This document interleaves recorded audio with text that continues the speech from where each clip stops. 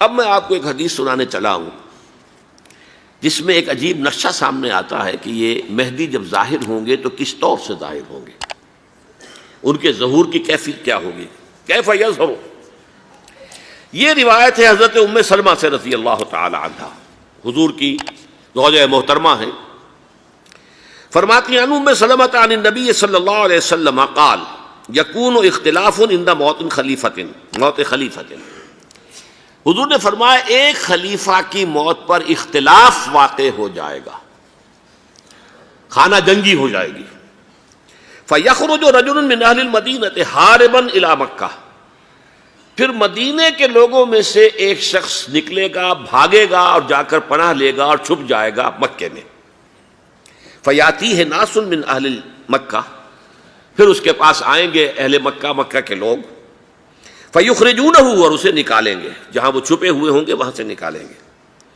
وَهُوَ كَارِهٌ، اور وہ بالکل اس کو پسند نہیں کر رہے ہوں گے، نہ وہ خواہش مند ہوں گے کہ ان کے ہاتھ پر بیعت کی جائے، نہ وہ یہ چاہیں گے کہ وہ میدان میں آئیں اور ان کو جو ہے اپنا لیڈر مانا جائے۔ وَهُوَ كَارِهٌ فَيُبَايِعُونَهُ بَيْنَ الرُّكْنِ وَالْمَقَامِ، لیکن لوگ جو ہے پھر اصرار کے ساتھ ان کے ہاتھ پر بیعت کریں گے رکن اور مقام کے درمیان۔ رکن وہ کونا ہے خانہ کعبہ کا جس میں حجر اسود لگا ہوا ہے، اور مقام ابراہیم جو ہے، ان دونوں کے مابین جو یہ علاقہ ہے یہاں پر وہ بیعت ہوگی۔ وَيُبْعَثُ إِلَيْهِ بَعْثٌ مِّنَ الشَّامِ، ان کے خلاف ایک لشکر بھیجا جائے گا شام سے۔ نہیں کہا جا سکتا کہ باسی حکومت اس وقت کی جو ہے اس کی طرف سے کوئی مسئلہ اس طرح کا اٹھ کھڑا ہو، اس لیے کہ ابھی تو بہرحال باسی حکومت وہاں ہے۔ فَيُخْسَفُ بِهِمُ بِالْبَيْضَاءِ بَيْنَ مَکَّہ وَالْمَدِینَہ، لیکن اللہ تعالیٰ اس لشکر کو مکے اور مدینے کے درمیان وادی بیضاء میں دھسا دے گا، زمین کے اندر پورے کے پورے لشکر کو۔ فَإِذَا رَأَى النَّاسُ ذَلِكَ، جب لوگ یہ دیکھیں گے کہ اتنی بڑی نشانی ظاہر ہو گئی، أَتَاهُ أَبْدَالُ الشَّامِ وَعَصَائِبٌ من العراق فَيُبَايِعُونَهُ، اب شام سے سارے کے سارے جو اولیاء اللہ ہیں وہ بھی آئیں گے، اور عراق سے جوق در جوق لوگ آئیں گے اور ان سے بیعت کریں گے۔ وَيَعْمَلُ فِي النَّاسِ بِسُنَّةِ نَبِيِّهِمْ، پھر وہ عمل کریں گے لوگوں کے مابین، حکومت کریں گے اپنے نبی کی سنت کے مطابق۔ وَيُلْقِي الْإِسْلَامُ بِجَرَانِهِ، اور اسلام اپنی گردن زمین پر ٹکا دے گا۔ وَالْأَرْضِ فِي الْأَرْضِ، زمین میں۔ فَيَلْبَسُ 7 سنین، پھر وہ 7 برس تک حکمران رہیں گے۔ ثم یتوفیٰ، پھر ان کا انتقال ہوگا۔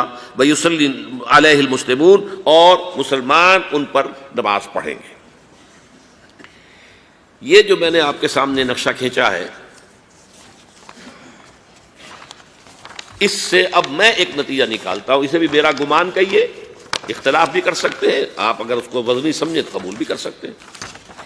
وہ یہ ہے کہ میرے نزدیک ان کے ظہور کا وقت قریب ہے، اور اس کی تھوڑی سی بعد میں مجھے معلوم ہوا کہ جین ڈکسن غالباً نام ہے امریکن اس کا، جس نے یہ پیشن کوئی خبر دی تھی کہ 1962 میں عالم عرب میں ایک بچہ پیدا ہوا ہے کہ جو وہاں کا نقشہ بدل کر رکھ دے گا۔